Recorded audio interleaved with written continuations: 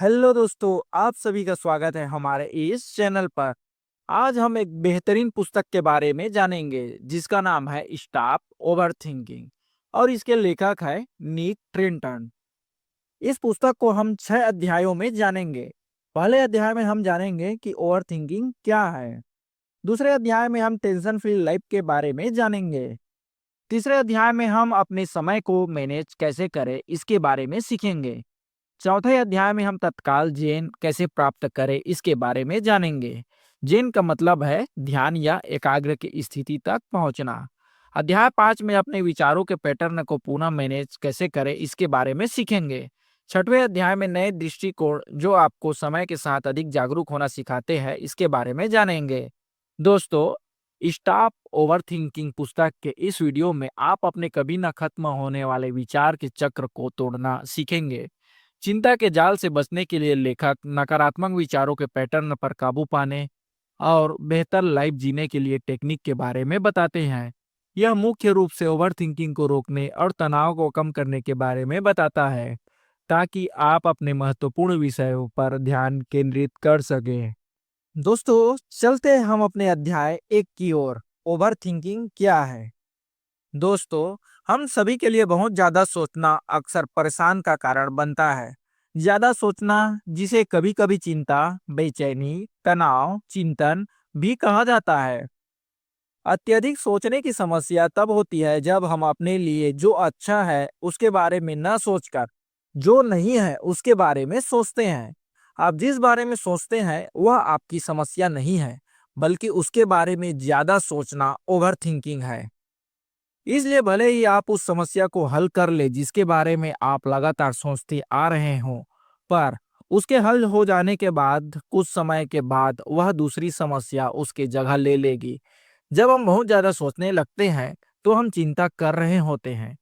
चिंता का कोई स्पष्ट कारण नहीं होता है। कुछ लोग कहते हैं कि यह व्यक्तित्व, जैविक प्रवृत्ति या तनावपूर्ण जीवन शैली से संबंधित होता है। लेखक के अनुसार चिंता के बहुत से कारण हो सकते हैं। अत्यधिक सोचना हमारी आनुवंशिक भी हो सकता है, लेकिन इसके अन्य कारण भी हो सकते हैं। उनमें से एक यह है कि हम कभी-कभी सोचते हैं कि हम किसी समस्या के बारे में विचार कर रहे हैं, जबकि यह हमारे लिए भ्रम की स्थिति हो सकती है। हो सकता है कि हम ओवरथिंकिंग कर रहे हो।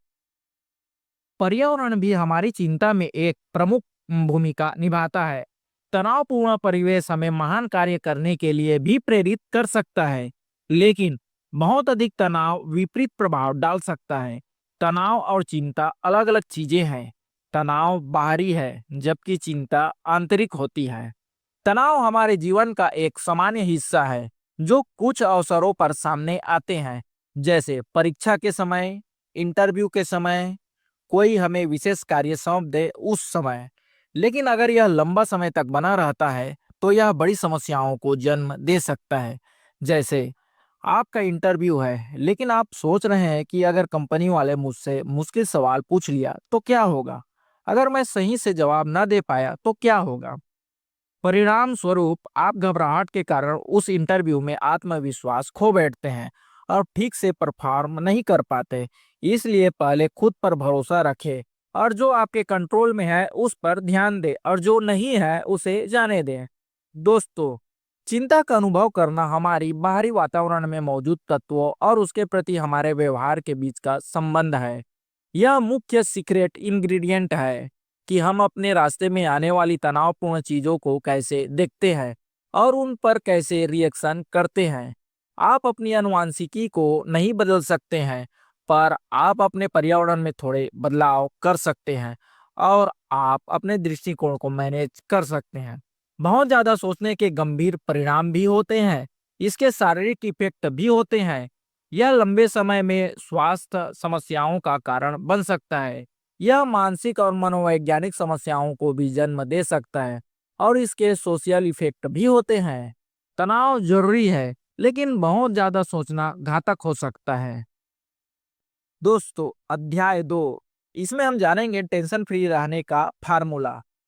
दोस्तों, अपनी चिंता के बारे में कुछ भी करने से पहले आपको जागरूकता की आवश्यकता होती है। इसका मतलब है कि हमें अपने आंतरिक और बाहरी अनुभवों पर ध्यान देना चाहिए।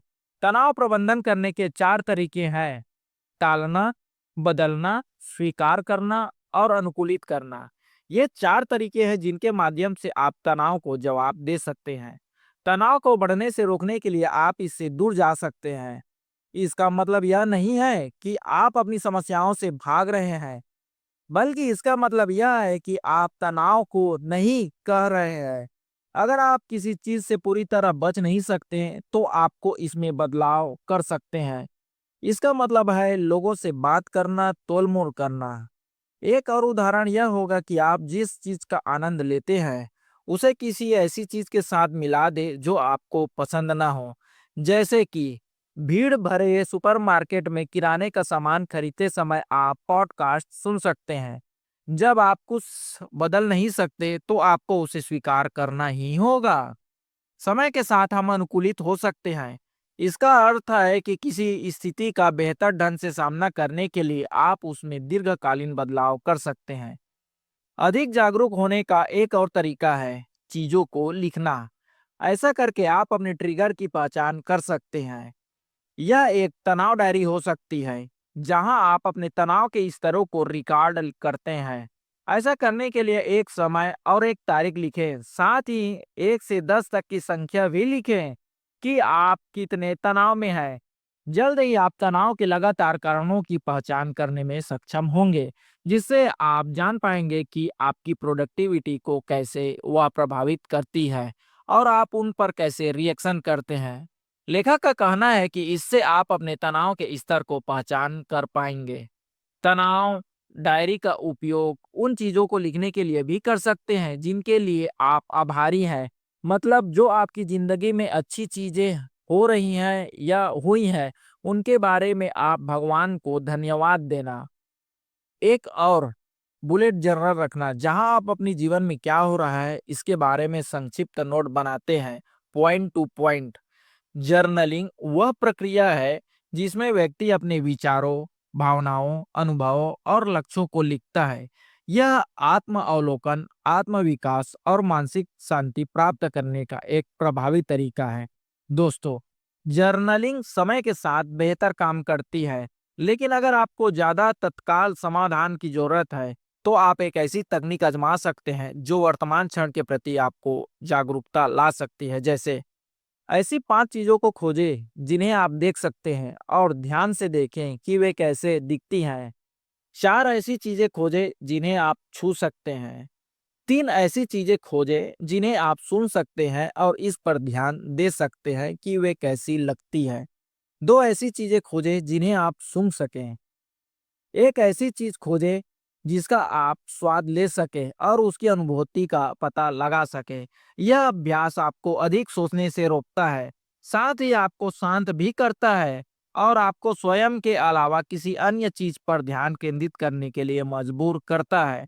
अंत में लेखक कथात्मक चिकित्सा के एक तकनीक का सुझाव देता है, जो चिकित्सा की एक शाखा है, जो कहती है कि हमारा जीवन एक कहानी का हिस्सा है जिसे हमने बनाया है। कथा कथात्मक चिकित्सा लोगों को बाह्यकरण नामक तकनीक के माध्यम से समस्याओं से खुद को अलग करने के लिए प्रोत्साहित करती है। इस तकनीक के माध्यम से हम मानते हैं कि हर किसी के पास समस्याएं हैं और हमारे पास उन्हें बदलने की शक्ति है। आइए इसको एक उदाहरण से समझते हैं। रामू नाम का एक व्यक्ति है जो बचपन से यह मानता आया है कि वह किसी भी कार्य में सफल नहीं हो सकता।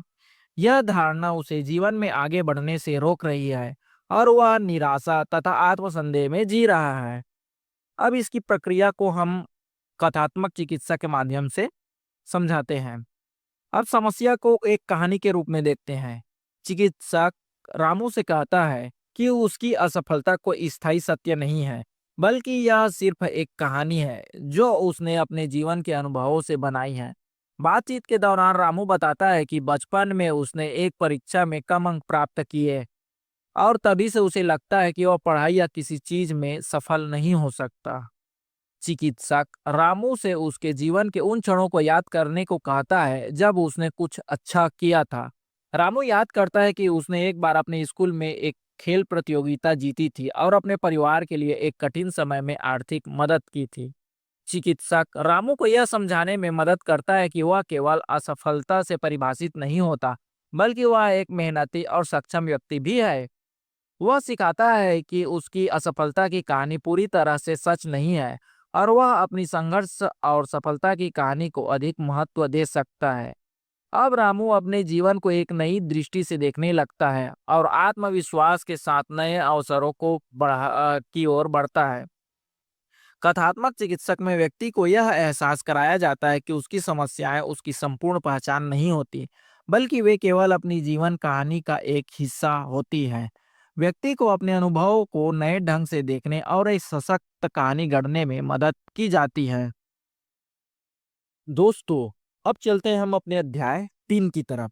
अध्याय 3 में हम जानेंगे अपने टाइम को मैनेज करने के बारे में। दोस्तों, अपने तनाव को बेहतर तरीके से मैनेज करने के लिए अपने समय का प्रबंधन करने का सबसे अच्छा तरीका आपको मालूम करना होगा। अपने समय का सही मैनेज करने के लिए आपको अपनी प्राथमिकताओं को पहचानना होगा। ऐसी गतिविधियों को प्राथमिकता देना होगा जो आपके मूड पर पॉजिटिव इफेक्ट डाले। इसलिए आप आराम, विश्राम और अच्छी नींद लें, कम कैफीन लें और अच्छा खाना खाएं। अपने समय और ऊर्जा का अधिकतम उपयोग करें। उन 3 चीज़ों का निर्धारण करें जिनकी आपको सबसे अधिक परवाह है। इस बात पर गौर करें कि आप सप्ताह भर में अपना समय कैसे बिताते हैं। विश्लेषण करें कि क्या आप जिस तरह से अपना समय बिताते हैं, वह आपके मूल मूल्यों को दर्शाता है। अपना शेड्यूल बदलें ताकि वह आपकी प्राथमिकताओं को प्रतिबिंबित करे। खराब समय प्रबंधन चिंता के सबसे महत्वपूर्ण स्रोतों में से एक है। अच्छा समय प्रबंधन आपके लक्ष्यों और प्राथमिकताओं पर निर्भर करता है। आप अपनी टू डू लिस्ट में आइटम को जरूरी, महत्वपूर्ण और कम महत्वपूर्ण के रूप में रैंक करके लिखें।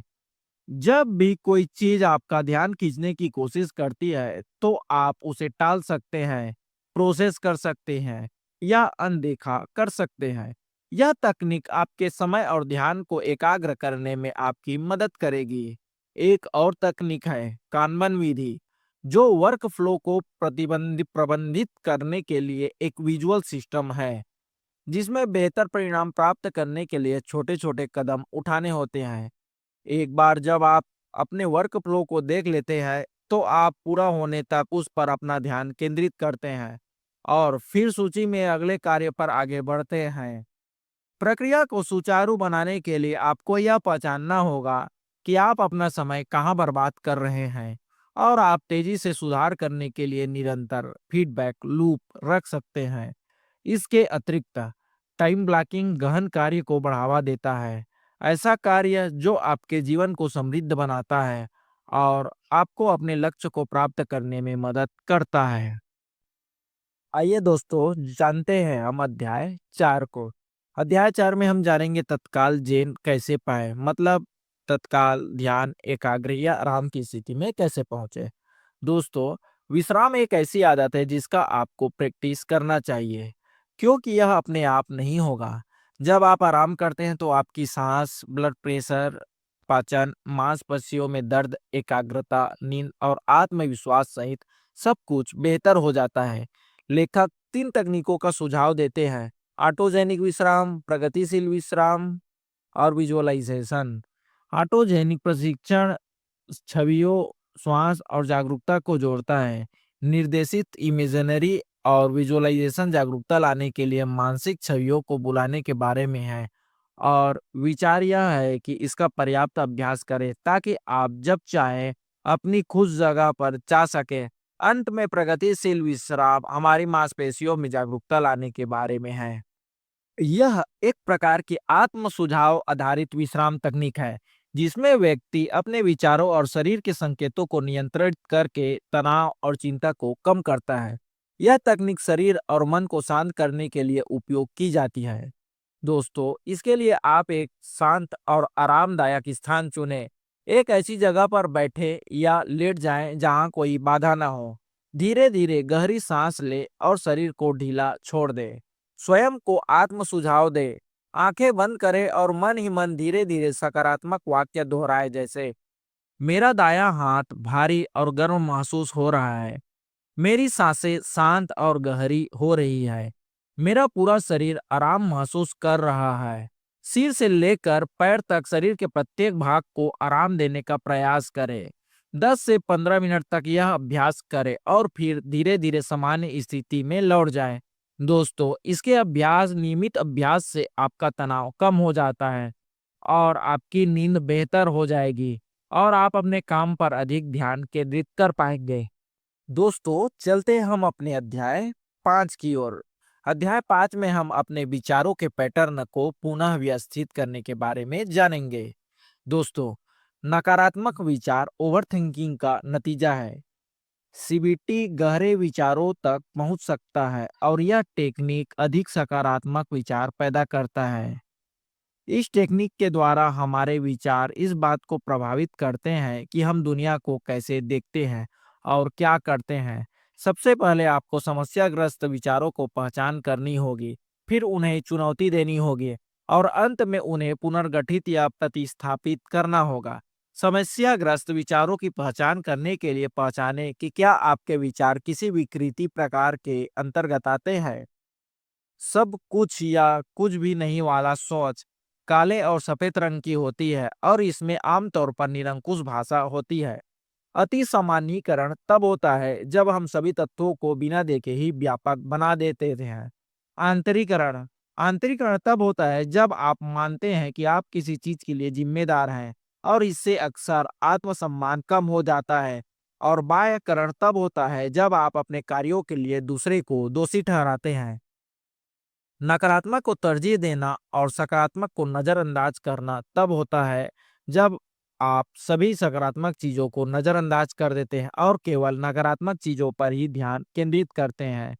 भावनात्मक तर्क तब होता है जब आपकी भावनाएं आपको यह विश्वास दिलाती है कि कोई बात सच है, भले ही वह सच न हो। सीबीटी टेक्निक को हम एक उदाहरण के द्वारा समझते हैं।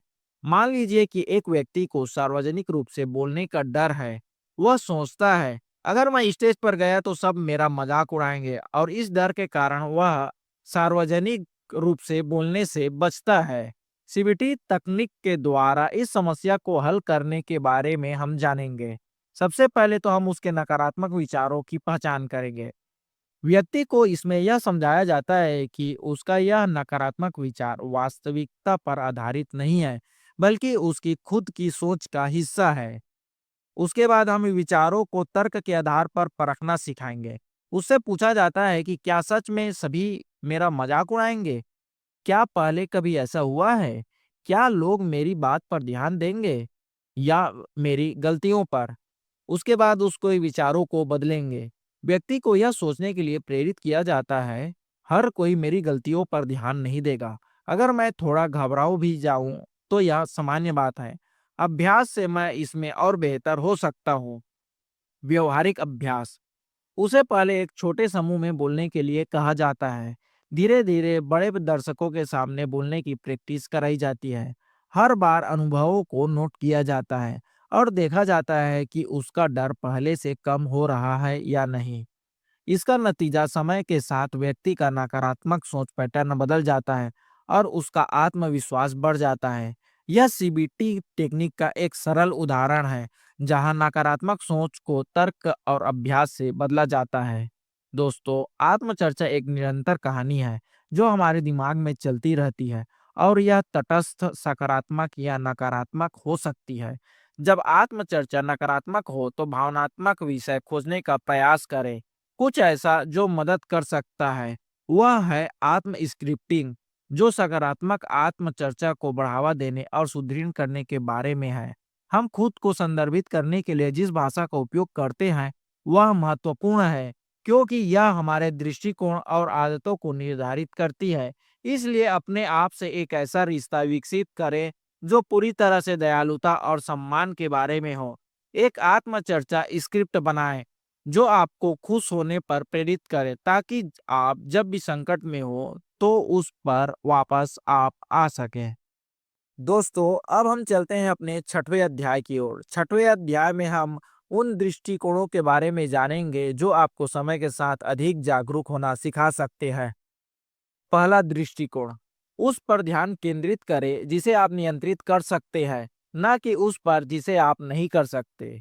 दोस्तों, अपनी एनर्जी किसी ऐसी चीज पर बर्बाद ना करें जो आपके नियंत्रण से बाहर हो। जब आप कुछ भी नहीं बदल सकते तो सिर्फ उस चीज पर ध्यान केंद्रित करें जिसे आप नियंत्रित कर सकते हैं, यानी खुद पर।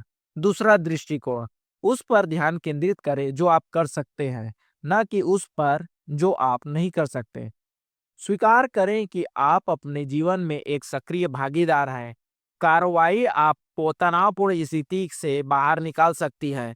साथ ही कार्रवाई आपको उपयोगी और शक्तिशाली महसूस कराएगी और अपना दृष्टिकोण बदलकर बाधाओं को अवसरों में बदल सकती है। तीसरा दृष्टिकोण, जो आपके पास है उस पर ध्यान केंद्रित करें, ना कि जो आपके पास नहीं है उस पर। संभावित समाधानों पर ध्यान केंद्रित करके आत्मविश्वास को बढ़ाएं। जो कमी है समस्या पर ध्यान न दें, बल्कि समाधान का तरीका ढूंढें।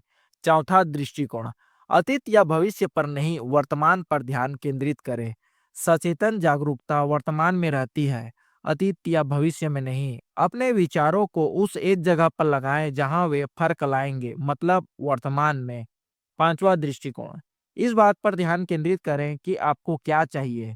पहचानें कि खुशी और खुशहाली पाने के लिए वास्तव में क्या जरूरी है। यह महत्वपूर्ण चीजों को प्राथमिकता देने का एक आसान तरीका है। अपने कार्यों और व्यवहारों को सकारात्मक रूप से प्रभावित करने के लिए कुछ भावनाओं को उलट दें। विचार यह है कि आप जो भावना महसूस कर रहे हैं उसे पहचानें, कुछ मिनटों के लिए उसे पूरी तरह से उलटने के लिए प्रतिबद्ध हो और परिणाम देखें। दोस्तों, यह बुक समरी आपको कैसे लगा हमें कमेंट करके बताएं। अगर अच्छा लगा हो तो हमारे चैनल को सब्सक्राइब और वीडियो को लाइक जरूर करें। और अगला वीडियो किस बुक समरी पर बनाया जाए इसके लिए हमें कमेंट जरूर करें।